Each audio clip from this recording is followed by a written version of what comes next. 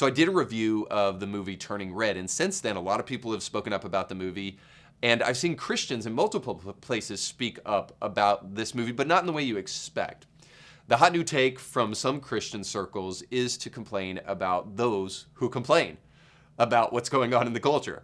So there's been some who suggest that it's silly to be surprised when Disney does these kind of movies, and the fact that they're taking incredibly adult material like transgenderism and abortion and placing it in a movie that's supposedly for teens, but really in the package of a movie for like 5, 6, 7, 8-year-olds, since Pixar is known for doing that kind of thing and not really having a stellar reputation for teen material. They think it's weird that people are protesting this movie in a sense.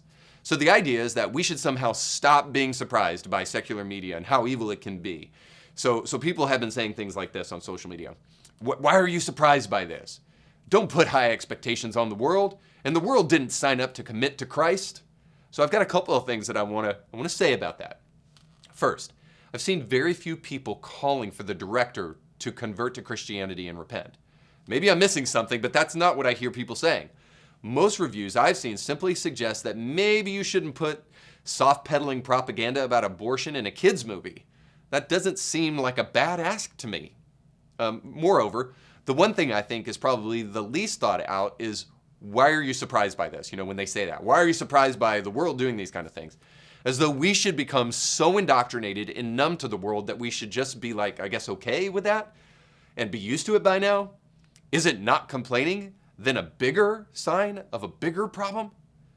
So here I am now in the place of trying to defend complainers because of you Christians. Geez, I know you're my brothers and sisters, but come on, guys.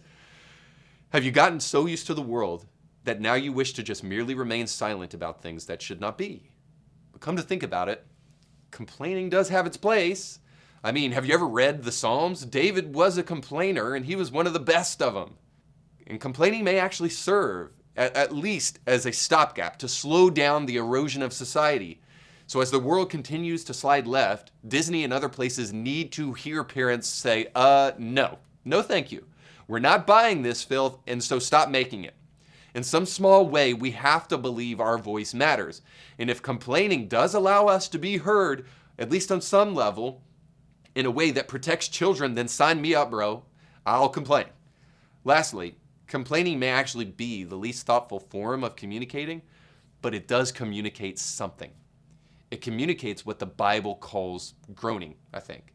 A deep frustration and a desire that is associated with the world, and that we want to see God move on the earth.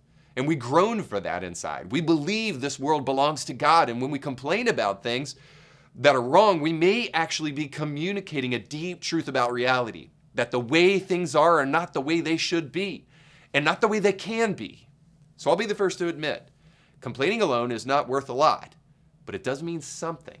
If you're satisfied with merely complaining, then we should rethink our position, because more needs to be done, so we can't be satisfied with that. But don't for one moment defer to silence as a workable solution for changing a world that God has called us to impact, and that desperately needs to hear the voice of those who are redeemed and informed. So I'll just end it like this. If you think complaining is unhelpful, then probably the least helpful form of complaining is complaining about those who are complaining. So that said, you don't have to think like me, but you do have to think for yourself. And to do that, you have to stay informed. Because the better you think, the better our world can become.